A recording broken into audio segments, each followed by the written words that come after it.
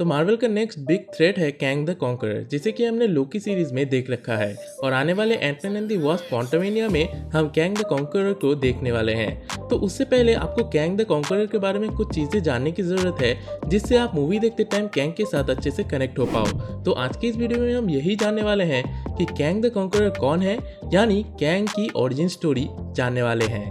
तो Kang the conqueror Marvel comics का एक बहुत ही बड़ा और फेमस विलेन है जो टाइम ट्रेवल कर सकता है। तो कॉमिक्स में कैंग द कॉन्करर का नाम होता है नथानियल रिचर्ड्स, जो 30th सेंचुरी से बिलोंग करता है, यानी ये भाई साहब बहुत बहुत दूर के भविष्य से आए हैं। हालांकि कैंग की दुनिया टेक्नोलॉजी में बहुत एडवांस होती है, लेकिन इसके साथ साथ वहाँ पे एक बहुत बड़ा वॉर चल रहा रहता है।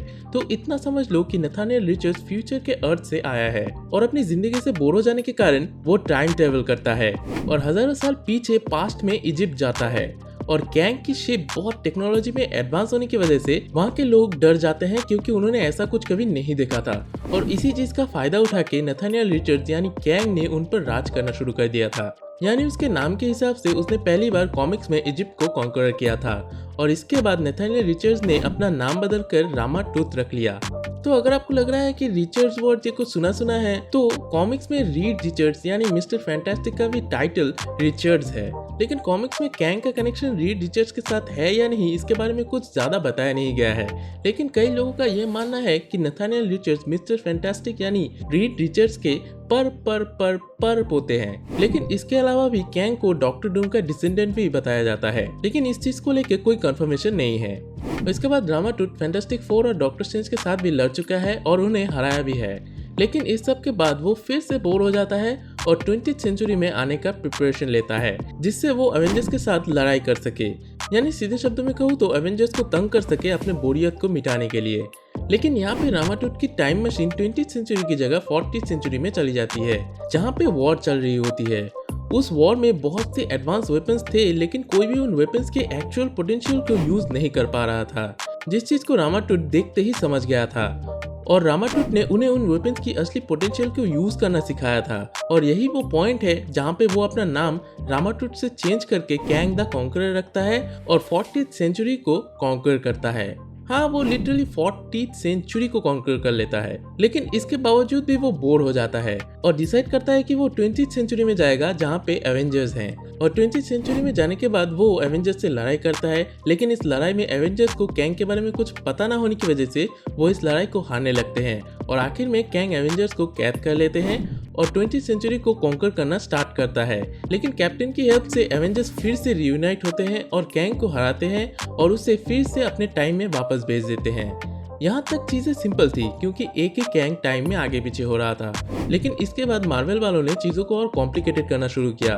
दरअसल मार्वल के टाइम ट्रेवल के नए रूल के हिसाब से जब भी कैंग टाइम ट्रेवल करेगा तो वो अपना एक डाइवर्जन बना लेगा, सीधे शब्दों में कहूँ तो वो अपना एक वेरिएंट बना लेगा। अगर आपने लोकी सीरीज देख रखा होगा तो आप इस कॉन्सेप्ट को समझ चुके होंगे। इसके बाद कैंग 28th सेंचुरी में जाता है और वहाँ पे फाइनली अपनी खुद की एक जगह बनाता है, जिसका वो नाम देता है क्रोनोपोलिस।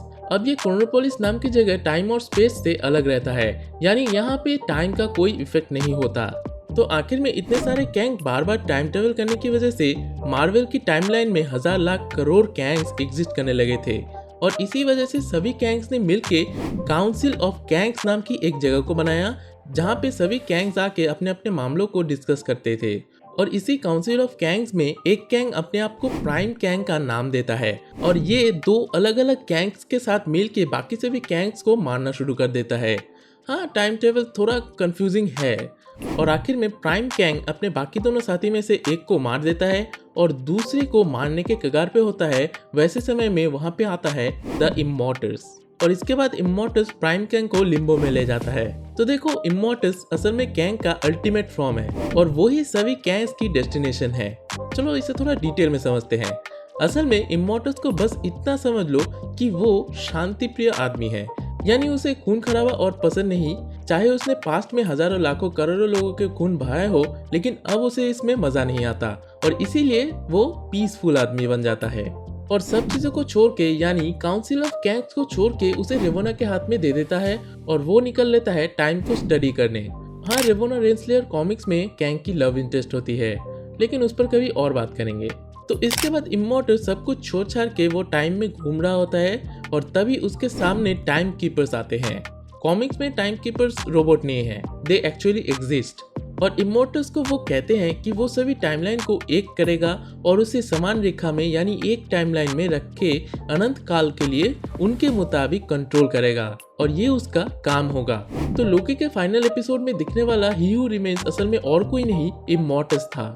और जैसे कि कहानी में आगे हमने काउंसिल ऑफ कैंग्स में प्राइम कैंग को सभी कैंग को मारते हुए देखा, तो असल में ये इमोर्टस की ही मैनिपुलेशन थी और ये सब करना इसलिए जरूरी था जिससे इमोर्टस की मौजूदगी बनी रहे, यानी प्राइम कैंग ही आगे जाके इमोर्टस बनेगा। तो अब सवाल आता है कि कैंग हमें मार्वल सिनेमैटिक यूनिवर्स में कैसे दिख सकता है। देखो, सबसे पहले कैंग को मार्वल सीक्रेट वॉर्स के लिए तैयार कर रहे हैं और सीक्रेट वॉर्स मार्वल कॉमिक्स का एक बहुत बड़ी और इम्पोर्टेंट स्टोरी लाइन में से एक है। हालांकि सीधे शब्दों में कहूँ तो मार्वल कॉमिक्स सीक्रेट वॉर्स के थ्रू अपने कॉमिक्स के यूनिवर्स को रिबूट करता है, यानी फिर से एक नई शुरुआत करता है। तो ये तो श्योर है कि कैंग मार्वल सिनेमैटिक यूनिवर्स में भी टाइम ट्रेवल की वजह से सीक्रेट वॉर्स जैसी कंडीशन लाएगा और कैंग को Ant Man and the Wasp Quantumania में स्टैब्लिश किया जाएगा, जिससे हमें एक आइडिया लग जाएगा कि कैंग आखिर में क्या करने वाला है। तो बस आज की वीडियो के लिए बस इतना ही। वीडियो पसंद आई है तो वीडियो को लाइक जरूर कर देना, वीडियो को शेयर कर देना और मेरे इस चैनल को सब्सक्राइब कर देना।